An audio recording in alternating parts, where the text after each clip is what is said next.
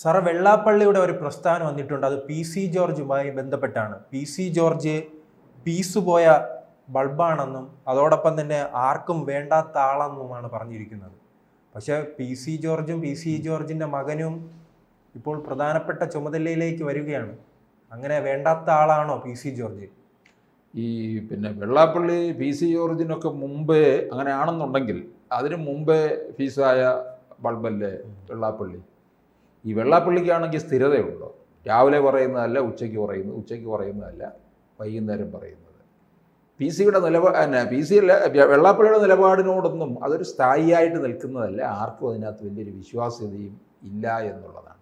അവസരത്തിനനുസരിച്ച് മാറിക്കൊണ്ടിരിക്കും. എന്തിനാ ഈ പി സി ജോർജിനെ ഭയക്കുന്നത്? എന്തിനാ വെള്ളാപ്പള്ളി? എന്ത് കാര്യത്തില്? അത് പി സി ജോർജ് പറയാനുള്ള കാര്യങ്ങൾ തൻ്റെ സ്വതസിദ്ധമായ ശൈലിയിൽ പറഞ്ഞു. കേരളത്തിൽ ഈ വർഗീയതയെക്കുറിച്ചാണ് അദ്ദേഹം പറഞ്ഞത്. ആ വർഗീയതയൊക്കെ പ്രോത്സാഹിപ്പിക്കുന്ന ആൾക്കാർ തന്നെയാണ് CPM, LDF. അതാണ് ഈ വെള്ളാപ്പള്ളിക്ക് കൊള്ളുന്നത്. അതുകൊണ്ടാണ് ഇങ്ങനെ പി സി ജോർജിനെ ഇത്തരത്തിൽ ഇപ്പം ഇവിടെ ഫ്യൂസ് പോയെന്നാണോ? അതെ, അദ്ദേഹം ഇപ്പോഴും വളരെ സജീവമായിട്ട് നിൽക്കുന്നു.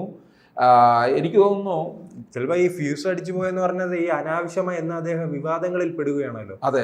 ഈ അന്ന് മുസ്ലിങ്ങൾ പാകിസ്ഥാനിൽ പോകണമെന്ന് പറയുന്നു, പിന്നീട് ലവ് ജിഹാദുമായി ബന്ധപ്പെട്ട പ്രസ്താവന വരുന്നു. അങ്ങനെ നിരന്തരം ഈ വിവാദങ്ങളിൽ ഉള്ളത് കൊണ്ടായിരിക്കുമോ പറയുന്നത്? വിവാദങ്ങളിൽ നിന്നുള്ളത് മാത്രമല്ല, ഇദ്ദേഹം ഈ ആരെയും പിന്നെ കൂസാതെ തന്നെ കാര്യങ്ങളങ്ങ് തുറന്നങ്ങ് അടിക്കുകയല്ലേ. അപ്പം വെള്ളാപ്പള്ളിയുമായിട്ടൊന്നും ചേരത്തില്ല, പറയാനുള്ളതങ്ങ് അടിക്കുകയാണ്. ഇപ്പം ഈ ഇവരെ പോപ്പുലർ ഫ്രണ്ടിനെയും SDPIയെയും പിന്നെ പൂഞ്ഞാറിലുള്ള ഇത്തരത്തിലുള്ള വർഗീയ കക്ഷികളെ എല്ലാം കൂടി ശക്തമായിട്ടല്ലേ അടിച്ചിരിക്കുന്നത് പി സി ജോർജ്. അപ്പം ഇവരുടെയൊക്കെ പിന്തുണ ആർക്കുണ്ട്? LDFനുണ്ടെന്നുള്ളത്. അല്ല, പി സി ജോർജിന് ഇത്തരം പ്രസ്താവന കൊണ്ട് SNDP ഉൾപ്പെടെ ചിലപ്പോൾ വെള്ളാപ്പള്ളിയേക്കാൾ സ്വാധീനം ഇപ്പോൾ പി സി ജോർജിനുണ്ട്. എനിക്ക് തോന്നുന്നു പി സി ജോർജ് ഇനി അവിടെ നിന്ന് കഴിഞ്ഞാൽ വിജയിക്കും. പി സി ജോർജ് ഒരുത്തരുടെയും പിന്തുണ ഇല്ലാതല്ലേ 2016 28,000 വോട്ടിൻ്റെ ഭൂരിപക്ഷത്തിൽ വിജയിച്ചത്. 2021 വന്നപ്പോൾ ഇത്തരത്തിൽ അവിടെ പിന്നെ ഈ മതതീവ്രവാദികളെല്ലാം കൂടെ അങ്ങ് തിരിഞ്ഞു എന്നുള്ളതാണ്. പക്ഷേ അവരിപ്പോഴും ഓർക്കുന്ന ഒരു കാര്യമുണ്ട്. പൂഞ്ഞാറിൻ്റെ ഉപജ്ഞാതാവെന്ന് പറയുന്ന ആരാണ്? പിന്നെ പി സി ജോർജാണ്. എല്ലാം കൊടുത്തത് പി സി ജോർജാണെന്നുള്ളത് അദ്ദേഹത്തിനെ എതിർക്കുന്ന മുസ്ലിം വിഭാഗത്തിലുള്ളവർ പോലും സമ്മതിക്കുന്ന കാര്യമാണ്. പിന്നെ BJPയുടെ ഈ ഓരോരോ സ്ഥാനങ്ങളിലേക്ക് വരുമ്പോൾ പി സിക്ക് തുഷാറിനത് അങ്ങോട്ട് അത്ര ഉൾക്കൊള്ളാൻ കഴിയുന്നില്ല. വെള്ളാപ്പള്ളിയുടെ മകന് ഇതുവരെ സ്ഥാനമാനങ്ങളൊന്നും കിട്ടിയിട്ടില്ലല്ലോ. BDJS അതിലൂടെ BJPയുമായിട്ട് സഖ്യമല്ലേ. അപ്പോൾ രണ്ട് അച്ഛന്മാർ തമ്മിലുള്ള തർക്കമായിരിക്കും. അതെ, രണ്ട് അച്ഛന്മാർ തമ്മിലുള്ള തർക്കമെന്ന് വേണമെങ്കിൽ പറയാം. പക്ഷേ പി സി ജോർജിനെ സംബന്ധിച്ചിടത്തോളം BJPയിൽ കൂടുതൽ അംഗീകാരം കിട്ടാൻ പോകുന്നു, സ്വാധീനവും ഉണ്ടാകാൻ പോവുകയാണ്. മറ്റൊന്നുമല്ല, BJP കേന്ദ്ര നേതൃത്വം ആഗ്രഹിക്കുന്നത് കേരളത്തിൽ കൂടുതൽ സീറ്റ് പിടിക്കുക, അധികാരത്തിലേക്ക് വരിക എന്നാണ്. അതിനുവേണ്ടി ക്രൈസ്തവ വിഭാഗത്തെ ചേർത്ത് നിർത്തും BJP. അപ്പോൾ പി സി ജോർജിനൊക്കെ ഒരു വലിയ മൈലേജ് ഉണ്ടാകും. ഇപ്പോൾ അനിൽ ആൻ്റണി, അൽഫോൻസ് കണ്ണന്താനം, ജേക്കബ് തോമസ് IPS, അപ്പോൾ ഇവർക്കൊക്കെ കൂടുതൽ BJPയിൽ ഒരു പിന്നെ അംഗീകാരം ലഭിക്കാൻ പോകുന്നു എന്നുള്ളതാണ്. അതാണ് ഇപ്പോൾ പി സി ജോർജിനെ കേന്ദ്ര സമിതിയിലേക്ക് എടുത്തിരിക്കുന്നത്. ഷോൺ ജോർജിനും അംഗീകാരം കിട്ടും. കാരണം ഷോൺ ജോർജ് എന്ന് പറയുമ്പോൾ പുതിയ തലമുറയുടെ ആളാണ്. അപ്പോൾ തീർച്ചയായിട്ടും പാർട്ടി പിന്നെ അംഗീകരിക്കും എന്നുള്ളതാണ് കാണുന്നത്. BJPയുടെ സംസ്ഥാന ജനറൽ സെക്രട്ടറി ആകുമെന്നാണ് ഏറ്റവും പുതിയ വിവരം. അതെ, അല്ല അവരത് ചെയ്യുമെന്നുള്ളതാണ്. കാരണം പ്രത്യേകിച്ച് രാജീവ് ചന്ദ്രശേഖറിന് ഈ ക്രൈസ്തവ വിഭാഗവുമായിട്ട് കൂടുതൽ അടുപ്പമുണ്ട്. ഇനിയിപ്പോൾ അത്തരത്തിലുള്ള കാര്യങ്ങൾ ഉപയോഗിക്കുകയും ചെയ്യും. രാജീവിനെ ഇറക്കിയതിന് പിന്നിൽ വലിയ നീക്കമുണ്ടെന്നല്ലോ. രാജീവിനെ പെട്ടെന്ന് അങ്ങനെ ഇവിടുന്ന് കൊടുത്ത നിർദ്ദേശമൊന്നും അല്ലല്ലോ. മോദിയും അമിത്ഷായുടെയും നീക്കം തന്നെയാണ്. അവരുടെ തന്ത്രമൊന്നും ഫലവത്താകാതെ പോയിട്ടില്ല. ഇപ്പം സുരേഷ് ഗോപി ഇറക്കിയത് ആര്? കേന്ദ്ര നേതൃത്വമാണ്. അതുകൊണ്ടല്ലേ സുരേഷ് ഗോപി അവിടെ എന്ന് പറഞ്ഞത് ഞാൻ തൃശ്ശൂർ എടുക്കും എന്നൊക്കെ പറഞ്ഞത് സ്വയം പ്രഖ്യാപിച്ചു.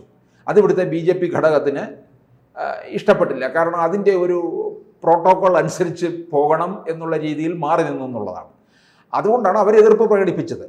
പക്ഷേ സുരേഷ് ഗോപി അവിടെ കേന്ദ്രം നേരിട്ടിറക്കി കഴിഞ്ഞപ്പോൾ എന്ത് പറ്റി? മോദി 2 വട്ടം വന്നു, അമിത്ഷാ വരുന്നു, അങ്ങനെ ആ മണ്ഡലം കേരളത്തിലെ ശ്രദ്ധാകേന്ദ്രമായി മാറി എന്നുള്ളതാണ്. അപ്പോൾ ഇതുപോലെ പല മണ്ഡലങ്ങളെയും രാജീവ് ചന്ദ്രശേഖർ മാറ്റിയെടുക്കും എന്നുള്ളതാണ്. എനിക്ക് തോന്നുന്നു PC ജോർജിന് വരാൻ പോകുന്ന നിയമസഭാ തെരഞ്ഞെടുപ്പിൽ വളരെ സുരക്ഷിതമായിട്ടുള്ള ഏതെങ്കിലും മണ്ഡലം നൽകും. അത് പിന്നെ വിജയിക്കുകയും ചെയ്യും. ഈരാറ്റുപേട്ട ഇങ്ങനെയുള്ള ഇടങ്ങളിലേക്ക് PC-യെ മാറ്റിക്കഴിഞ്ഞാൽ പൂഞ്ഞാറും ഒക്കെ നല്ല സ്വാധീനം PC ജോർജിന് നിൽക്കുന്നുണ്ടെന്നുള്ളതാണ്. അതുപോലെ കാഞ്ഞിരപ്പള്ളി മണ്ഡലത്തിലും ക്രൈസ്തവരുടെ പിന്തുണ കിട്ടും.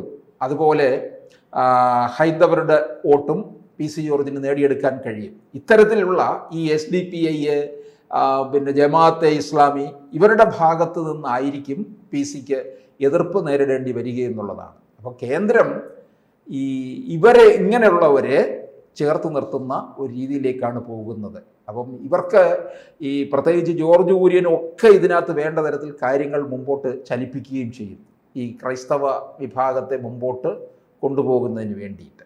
ഈ വെള്ളാപ്പള്ളി ഇത്തരം ഈ ഫീസ് ബോയ് എന്ന ഒരു പ്രയോഗം നടത്തിയിട്ടുണ്ട്, വേണ്ടാത്ത ആളാണെന്ന പ്രയോഗം നടത്തിയിട്ടുണ്ട്. ചിലപ്പോൾ PC ജോർജും അത്തരക്കാരനാണ്, എല്ലാം തുറന്നടിച്ച് പറയുന്ന ഒരാളാണ്.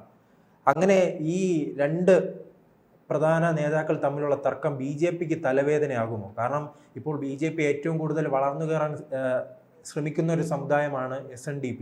കാരണം കഴിഞ്ഞ ലോക്സഭാ തെരഞ്ഞെടുപ്പിൽ അവർ എത്രത്തോളം BJPക്ക് അനുകൂലമായി വോട്ട് ചെയ്തു, അതിൻ്റെ പശ്ചാത്തലത്തിൽ ആർക്കാണ് തിരിച്ചടി ഉണ്ടായത്, പിന്നീട് CPM വെപ്രാളപ്പെട്ട് പുറകെ ഓടുന്നതെല്ലാം കണ്ടിട്ടുണ്ടല്ലോ ഈ SNDP വിഭാഗത്തിൻ്റെ. അങ്ങനെ ഈ PC ജോർജും വെള്ളാപ്പള്ളിയും തമ്മിലുള്ള തർക്കമുണ്ടായാൽ എന്തായിരിക്കും അവസ്ഥ? ഇത് വെള്ളാപ്പള്ളിക്ക് തിരിച്ചടി കിട്ടും കേട്ടോ. ഈ വെള്ളാപ്പള്ളി ഇങ്ങനെ തരം നോക്കി നടക്കുകയാണ്. ഇങ്ങോട്ട് ചേർന്ന് നിന്നാൽ നേട്ടമുണ്ടാകും, തനിക്ക് സുരക്ഷ എവിടെയാണെന്നുള്ളത് നോക്കി നടക്കുന്നതാണ്. BJPയുടെ ഭാഗത്ത് അദ്ദേഹത്തിന്റെ സുരക്ഷ മകൻ BJP, അച്ഛൻ LDF എന്നുള്ളതാണ്. ഒന്ന് കേന്ദ്രവും ഒന്ന് സംസ്ഥാനവും ഉണ്ടല്ലോ. കുറേ നാൾ കൊണ്ട് പറയുന്നുണ്ട് കൊടുക്കും, കിട്ടും എന്നൊക്കെ. ഇടയ്ക്ക് പിന്നെ NDA മുന്നണി വിടാൻ പോകുന്നു എന്നൊക്കെ. വിട്ടങ്ങോട്ട് പോകാനാണ്. അപ്പോൾ തീർച്ചയായിട്ടും വെള്ളാപ്പള്ളിക്കും അറിയാം UDF-ലേക്ക് പോകാമല്ലോ. UDF-ലാണെങ്കിൽ ഇപ്പോൾ ആകെ 1-2 ഒരു MLA എന്തോ ഉള്ളൂ, അല്ലെ ബാബു മാത്രമാണ് SNDP വിഭാഗത്തിൽ നിന്നുള്ള. അപ്പം അച്ഛൻ CPM-ന് സപ്പോർട്ടും, മകൻ ഇവിടെ UDF-ലുമായിട്ട് നിൽക്കും.